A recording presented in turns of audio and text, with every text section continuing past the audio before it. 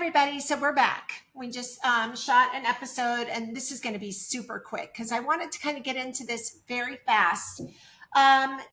Tomorrow is, Bethany here, Sharon here, Tarot Sphere 25 or Tarot Sphere, however you find us on YouTube. And also book your astrology reading with Bethany at pollenandstardust.com. Welcome back. We're glad you're here. Thank you for your time. This is really quick. I wanted to do a connection. I've been hearing this buzz for about a week about the Felon 45 and November 20th. And apparently November 20th is supposed to be a shift in his chart. I don't know what that means, but we've got Bethany here to describe it. Now, the interesting thing about this, I've always called him Felon 45 because I do believe Kamala won. So I refuse to say 47. Felon 45, 1945, on November 20th, which is the date we are discussing, was the first date of the Nuremberg trials. And something is supposed to go very big or changed for the Felon 45 tomorrow on November 20th. So I just had to do a quick little thing since I've got Bethany here. Let's see what she has to say about this and see if there's any connection, true connection. All right, take it away, my dear. All right. So the biggest thing that's happening is we have this new moon in Scorpio. There is currently a pileup of planets in Scorpio, and they're all hovering at 28 degrees. Remember, there's only 29 degrees in a sign. So it's the very, very end. We have, not only is there a new moon, but we are arriving at a Mercury cazimi. What's a cazimi? Yeah, great question. Cazimi is, a planet is cazimi anytime it is exactly conjunct the sun or within 17 minutes of arc. Okay. Which Mercury is at that moment, at the moment of the new moon. It's about a breakthrough. Mercury cazimi can be one of the, they can come like revelations. They tend to move very quickly because Mercury is a very fast moving planet. Scorpio rules secrets. It rules things that are hidden. For Felon 45, this is also in his fourth house. And the fourth house, traditionally, it's about home, family, origin stories, your ancestors, but it's in a trine to the 8th and the 12th, which both have to do with secrets. So I put secrets in the fourth house as well. Lots of astrologers put secrets in the fourth house because it's also at the very bottom of the chart. So it is the most hidden place. You cannot, it's below the horizon. You cannot see it. I would put it in the fourth house too then. Yeah. Because that's about as secretive as you can be. And that's what it's all about. Yeah, exactly. And it is exactly opposite Uranus in the 10th house, because Uranus was in Gemini. It recently retrograded back into Taurus. Taurus and Scorpio are opposing signs. Okay. So the new moon and the Mercury cazimi are exactly opposite Uranus, which is in Felon 45's 10th house of career, public image, fame. So what does that mean? Does that mean there's something's about to come out, most likely? I think so. As we know, the House voted yesterday to release all of the Epstein files. There was one Republican that voted no, Clay Higgins of... Was he Ohio? No, I don't know where he's... I want to say Louisiana, but I think I'm wrong. Don't hold me to that. Clay Higgins was the sole no vote, though I think something like 5 Congress people abstained or were not present. So yeah, very nearly unanimous to release the Epstein files. It now goes to the Senate. I think they need 60 votes to be override, so that they could override a veto if Trump decides to veto it. I think this has to do with the Epstein files.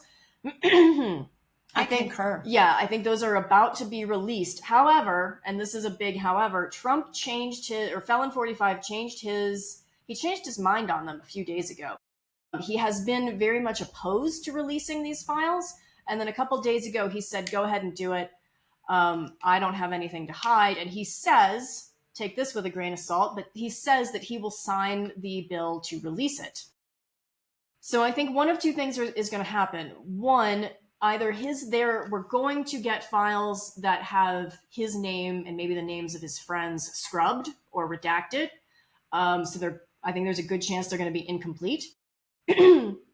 or he's going to perpetuate the lie that this is some sort of Democratic hoax. These files aren't real. He's not going to do anything that's not in his self-interest. So I think there are some surprises left to come out. But this is a very, very big new moon. Let me ask you this. Sure. Could the definition of this be the tides are turning? Yeah, I would agree with that. A tidal wave, maybe? Because let me give you my perspective really fast. Okay. So they expected this vote not to just be voted on. They expected these attachments to have been attached to the vote, and it didn't get done. And that is why there's frantic. See, they had already projected they would have these attachments put with the vote, and then that would keep them from going forward. Mm-hmm. But it didn't happen that way. So now what happens is he has 10 days to veto it. If he doesn't veto it, it's done. However, but from that point, the only way he can stop it is to shut down the government, is what I understand. So he might try to shut down the government again. He could, but that lies with Congress. True. Yeah. Now, the other thing is the scrubbing issue. Now, we all know Bondi, brought in 1,000, took 1,000 people from their jobs, and they weren't even allowed to leave for up to 48 hours sometimes. And they were told to make a list of Felon for, oh God, I did it again. What do you mean they weren't allowed to leave? They were locked into the building. Oh, okay. And no FBI agent has confirmed that had ever happened in the history of their whole, and some people have been there for tens of years, never had that happen. But anyway, they were going through these files. We all know they're scrubbing them, okay? But here's the deal. There are multiple people out there who have copies. Oh, yeah.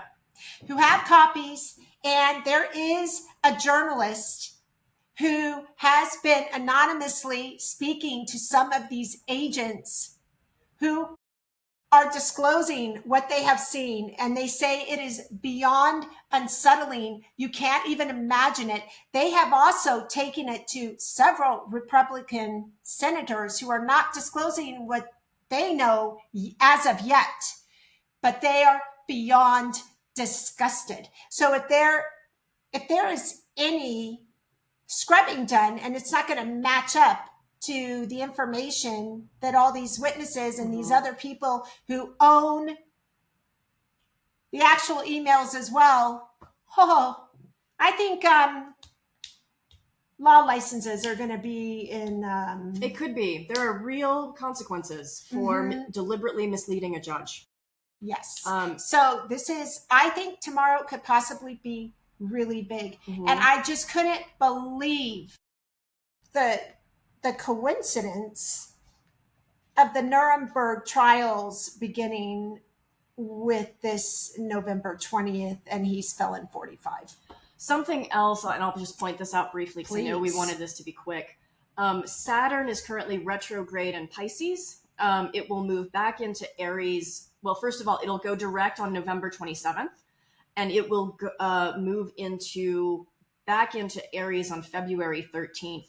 Saturn in Aries, Aries is the sign of the leader. It's the very first sign. It's the sign of get up and go. And Saturn, which is the planet of limitations and structure and boundaries and restriction, is historically really difficult on presidents when it's in Aries. On presidents? Yes. Okay. Especially in the US, because it's the sign of the leader. Saturn in Aries coincides with Bill Clinton and the Monica Lewinsky scandal. And we all know what's coming out. Wow. Which is also interesting because that has been in the news a little bit lately. Who's Bubba? Yes. Is it an animal? I don't think. Or is it Clinton? Yeah. I mean, honestly, I put $10 on the horse, because honestly, I think he's that vile. So maybe it wouldn't shock me at this point. Nothing would shock me. So yeah, things are not going to get easier. Oh, and I saw very quickly, I didn't tag it. There is a new report. Do we all know who Katie Johnson is? Yes. Victim 1. Mm-hmm. She was apparently at 13 repeatedly raped by the Felon 45 and Epstein. Felon 45, I think, 3 times, threatened her life. It was a terrible, disgusting situation. Entertainment only. And she has stayed anonymous. Apparently, I just heard this morning she's coming out. Oh, really? So maybe that's the news. Oh, that could, yeah. I don't know. I have chills because I forgot. I was going through all my news bits and I don't know. I got sidetracked or interrupted. And then I think that left me and I didn't finish my research. But there's chat. She's coming back, like out. Okay. And she did do an interview in disguise. So maybe that interview is coming back out now. I don't know, but we can watch out for that too. Definitely. All right, y'all. Tomorrow could be a very big day. So let's keep our eyes open. It starts at what time tonight? Mountain time. It's like at 11. The new moon kick is at 11:47 p.m. Mountain time on November 19th. But he's in D.C. He's in D.C. or Florida, wherever he is. So that would be what, 1:47 a.m.? I think so. Okay. Is it 2 or 3? It's 3. 2 hours. 2 hours ahead of us. So, yeah, it's happening. All right, guys. Again, pollenandstardust.com for your astrology readings. If you want a reading from me for channeling and tarot, you can email me at tarotsphere25@gmail.com. I'm Sharon. That's Bethany. Give us a thumbs up. Please subscribe. We want to continue. We're having so much fun. We hope you are too. We appreciate you. Thank you for being here. Have a great day. Bye. Bye.